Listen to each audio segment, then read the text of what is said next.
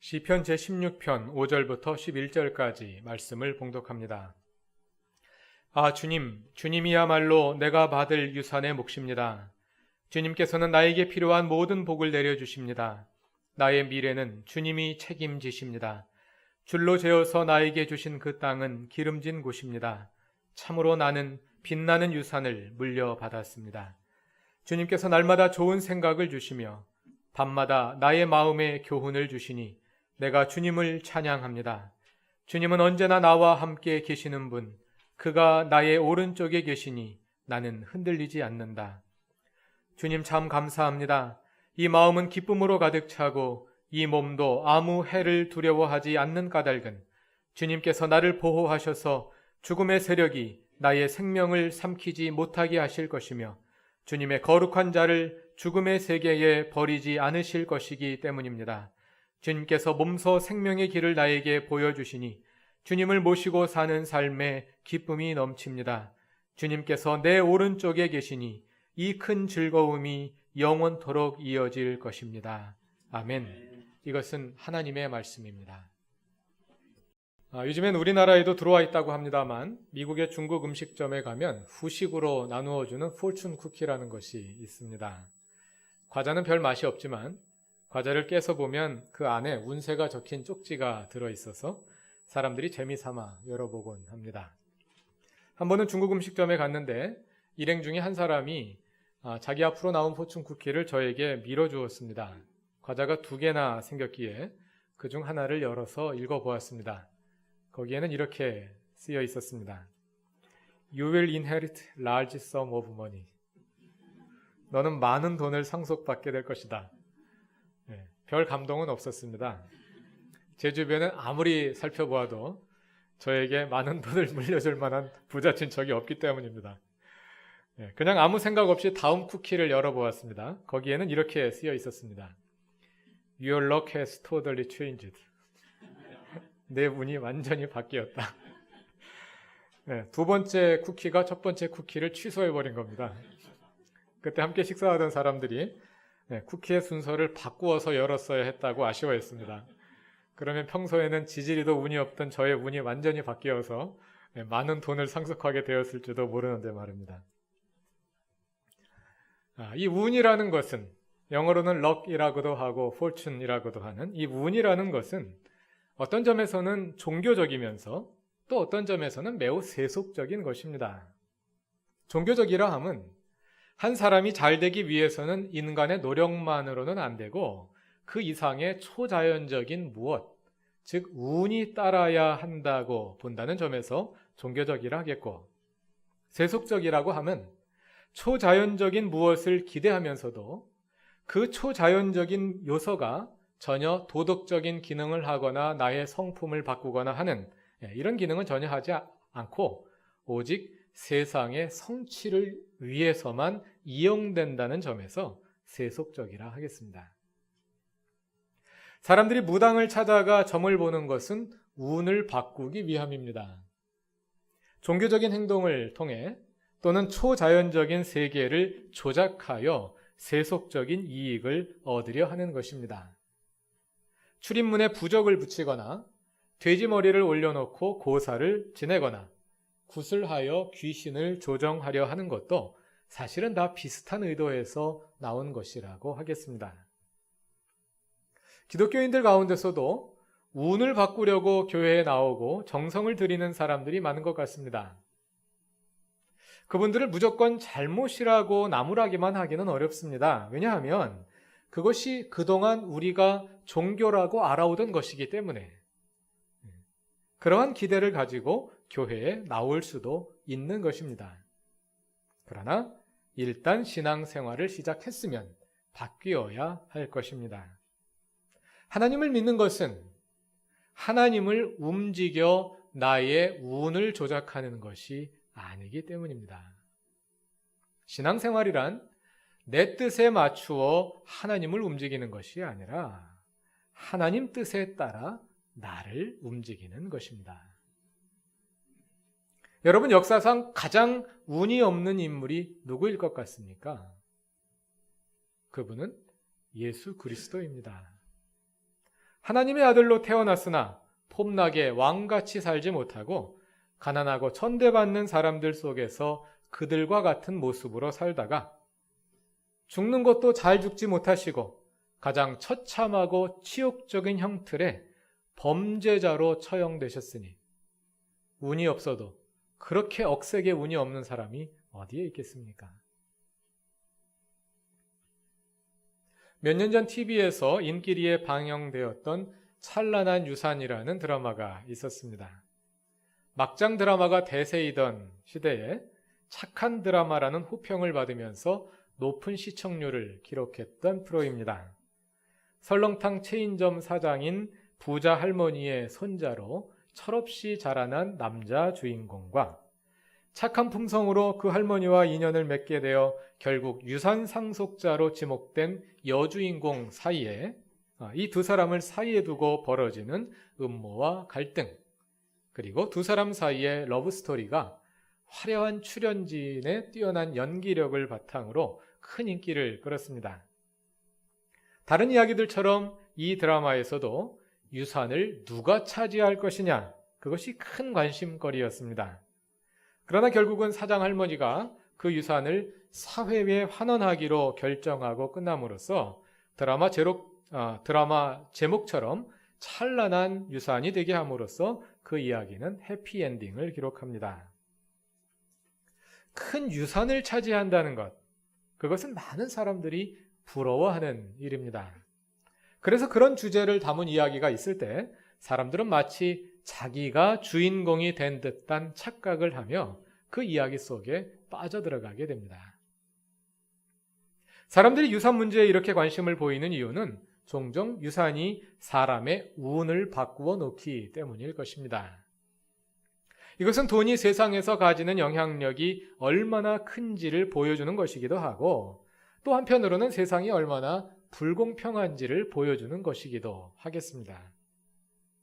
그러나 그 드라마는 유산을 한 사람에게 몰아줌으로써 그 불공평을 심화시키기보다 오히려 그것을 사회에 환원하여 불공평을 하는데 기여했다는 점에서 신선한 반전과 충격을 주었고, 그것이 시청자들의 좋은 평가를 받는 데도 일조했습니다. 어떤 사람은 그 드라마를 가리켜서 찬란한 유산이 아니라 유치찬란한 유산이라고 혹평하는 것도 보았습니다. 드라마가 무슨 도덕 교과서도 아니고 갑자기 뜬금없이 그런 비현실적인 결말을 그려냈느냐 하는 비판입니다. 그러나 그 드라마가 그려낸 유산이 찬란하든 유치찬란하든 돈에 대한 우리의 생각, 그리고 우리가 빠지기 쉬운 일확천금에 대한 기대를 끄집어내어서 다시 생각하게 했다는 점에서는 분명한 기여를 하지 않았나 생각합니다. 유산하면 또 떠오르는 것이 찰스 디킨스가 쓴 위대한 유산이라는 소설입니다. 같은 이름의 영화로 만들어지기도 했는데요. 이 소설의 원제는 Great Expectations, 더 가깝게 번역하면 막대한 유산에 대한 기대 또는 매우 큰 행운에 대한 기대 정도가 될 수 있겠습니다. 그래서 요즘 영문학계에서는 위대한 유산으로 번역하지 않고 막대한 유산으로 번역하는 경향도 있다고 합니다. 이 소설은 핍이라는 이름의 주인공이 1인칭 주인공 시점으로 자신의 일생을 회고하는 방식으로 서술됩니다. 핍은 하층 계급 출신으로 대장장이 매형의 집에서 자라나며 매우 불우한 어린 시절을 보냅니다. 그러던 그는 어느 날 익명의 부자로부터 막대한 유산을 상속받게 되어 런던에 가서 신사교육을 받게 되지만 돈과 함께 타락하여 원래의 착한 성품을 다 잃어버리고 돈으로 허세만 부리는 속물로 전락해버리고 맙니다. 그러다가 21살이 되는 생일에 핍은 그동안 자신의 뒤를 보아준 익명의 후견인을 실제로 만나게 되는데, 그는 다른 사람이 아니라 핍이 어린 시절 우연히 도와주었던 매그위치라는 탈옥수였습니다. 매그위치는 자신의 삶을 한탄하며 핍을 신사로 만들어 자신의 한을 풀고자 했던 것입니다. 핍은 엄청난 충격을 받지만 점점 그에 대한 혐오감을 극복하게 되고 그 사람의 탈출을 돕게 됩니다. 그러나 탈출은 실패하고 메그위치에게서 받은 모든 재산은 몰수를 당하고 맙니다. 그러나 오히려 이러한 과정에서 핍은 본래의 착한 성품을 되찾게 되고 주변 사람들과의 관계도 회복하게 된다는 이야기입니다. 이 소설은 19세기 빅토리아 시대의 영국에 팽배하던 신분 상승의 욕망을 잘 다룬 작품으로 평가됩니다. 찰스 디킨스는 그 시대 사람들이 신사됨의 본질을 망각하고 오직 물질적 성취를 통해 신사의 외향을 획득함으로써 계층 상승을 이루고자 했던 그 시대 상황을 비판한 것이라 합니다만, 돈을 통해서 운을 바꾸어 보고자 하는 욕망은 어느 시대에나 변함이 없는 것 같습니다. 왜 사람들은 지금 가진 것에 만족하지 못하고 일한 것에 대한 대가보다 더 많은 것을 얻는 행운을 누려보고자 기대하는 걸까요? 부족하다고 느끼기 때문이겠지요. 현실은 고달픔으로 경험되는데 그 현실이 근본적으로 바뀔 가능성은 없어 보이기 때문에 어떻게 그런 일이 나에게 벌어져서 한번 운을 바꾸어 볼 수는 없을까 하는 기대를 누구나 막연하게 갖게 되는 것입니다. 그런데 오늘 함께 읽은 시편 16편의 저자도 그러한 어려운 형편에 있습니다. 1절에서 시인은 이렇게 노래합니다. 하나님, 나를 지켜주십시오. 내가 주님께로 피합니다. 구체적인 상황은 알 수 없지만 저자는 지금 어떤 위험 가운데 있어서 하나님께 지켜달라고 간구하고 있습니다. 저자는 그 위급한 상황에서 피할 길을 하나님에게서 찾고 있습니다. 시편 16편에는 다윗의 믹담이라는 제목이 붙어 있는데 다윗의 일생에서 그러한 상황을 찾아보자면 아마도 그가 왕으로 즉위하기 전에 사울의 미움을 받아 사울 왕에게 쫓겨 피신하던 상황이거나 아니면 즉위 중에 아들 압살롬의 반군에 쫓겨 피신하는 상황을 떠올려 볼 수 있을 것입니다. 매우 위험한 상황입니다. 10절을 보면 주님께서 나를 보호하셔서 죽음의 세력이 나의 생명을 삼키지 못하게 하실 것이며 자신을 죽음의 세계에 버리지 않을 것이라고 말하는 것으로 보아 시인은 지금 생명의 위협을 느낄 정도의 위급한 상황 가운데 있는 것입니다.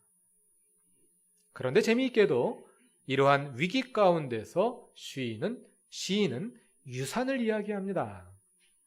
6절 마지막 줄을 보면 그는 자신이 빛나는 유산을 물려받았다고 노래하는 것입니다. 참 어이없는 상황입니다. 죽음의 위기를 피해 달아나는 사람이 지금 유산을 논할 때입니까? 먼저 성서적 배경을 잠깐 살펴볼 필요가 있겠습니다. 여기서 말하는 유산이란 드라마 찬란한 유산이나 소설 위대한 유산에 나오는 유산, 즉 우리가 일반적으로 유산하면 떠올리는 그것과는 다른 개념입니다.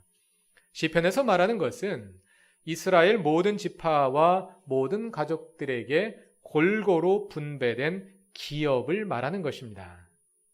세번역 5절이 유산의 몫이라고 번역한 것을 개역개정판은 산업과 분깃이라고 번역했는데 그것이 원래 개념에 더 가까울 것 같습니다. 그 근원은 출애굽한 이스라엘이 40년간 광야 생활을 거쳐 가나안 땅에 입성한 시점으로 돌아갑니다. 가나안을 정복한 후에 하나님은 이스라엘 12지파와 그 지파에 속한 각 가정에 골고루 땅을 분배해 주십니다. 그것을 가리켜 기업이라고 합니다. 그런데 본문 5절을 보면 시편 16편의 저자는 자신의 몫이 하나님 자신이라고 말합니다. 모든 지파들이 가나안 땅을 골고루 분배받는 상황에서 이 시인은 땅이 아니라 하나님을 자신의 몫으로 받았다는 것입니다. 세번역 본문 6절을 보면 땅을 받은 것으로 잘못 해석될 수 있는데 원문에는 땅이라는 말이 없습니다. 하나님을 자신의 몫으로 받았고 그 하나님에 관해서 6절도 서술하고 있는 것입니다.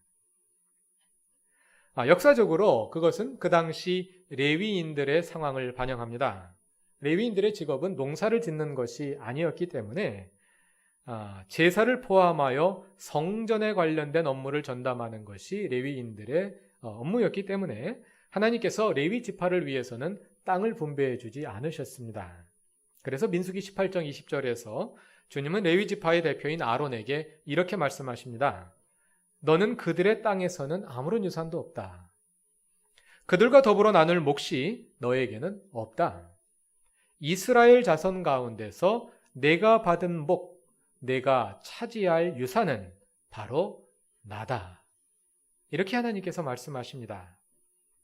이것은 문자적으로는 레위 지파에게만 해당하는 일이지만 사실은 하나님의 모든 백성들이 가져야 할 신앙의 자세이기도 합니다. 각 지파에게 분배된 땅과 이 세상의 기업을 분배받았을지라도 그 모든 몫은 근본적으로 하나님께로부터 온 것이기 때문에 나는 땅을 물려받은 것이 아니라 하나님을 물려받았노라고 여기는 것입니다. 시편 16편의 신앙 고백도 그러한 것입니다. 근본적인 가치를 눈앞에 보이는 물리적 유산에 두지 않고 그 배후에 계시는 하나님을 바라보는 것입니다. 지금 가지고 있는 것으로 기뻐하는 것이 아니라, 그래서 지금 가지고 있지 않은 것으로 인해 슬퍼하는 것이 아니라 그 모든 것의 근원이 되시는 하나님, 나의 빛나는 유산이신 그분으로 인해 기뻐하는 것입니다. 빛나는 유산이신 하나님으로 인해 기뻐한다는 것은 바꾸어 말하자면 내가 그분의 상속자라는 사실로 인해 기뻐하는 것입니다. 상속받은 재산으로 인해 기뻐하는 것이 아니라 내가 상속자라는 사실로 인해 기뻐하는 것입니다. 유산하면 떠오르는 성서의 이야기가 하나 있습니다. 우리가 잘 아는 탕자의 비유입니다. 누가복음 15장 11절 이하에 나오는 작은 아들은 아버지에게 나아가 자신에게 물려줄 유산을 미리 달라고 요구합니다. 이 아들은 아버지에게는 관심이 없습니다. 내가 그 아버지의 아들이라는 사실에도 별 감동이 없습니다. 이 아들의 관심사는 오직 자신에게 돌아올 돈에 있습니다. 그에게 아버지란 일종의 은행 금고일 뿐입니다. 그 은행에는 내 어카운트가 있고 거기에는 내가 넣어놓은 것은 아니지만 나에게 돌아올 유산이 입금되어 있습니다. 그걸 내가 언제 찾을 수 있을지 거기에만 관심이 있습니다. 그래서 작은 아들은 지금 아버지를 위해 일하는 모든 수고가 그저 아까울 뿐입니다. 그렇게 열심히 일해봤자 그냥 아버지의 잔고만 늘릴 뿐 그중 내게 돌아올 몫은 별로 없다는 것을 잘 알고 있기 때문입니다. 그래서 아들은 아버지를 위해 별 실속 없는 수고를 하기보다 빨리 자신의 몫을 받아 나아가서 자기 재산을 일구는데 관심이 있는 것입니다. 그 아들은 자기에게 돌아올 유산을 미리 받아 먼 나라로 떠납니다. 그곳에 가서 한몫 잡아볼 요량입니다.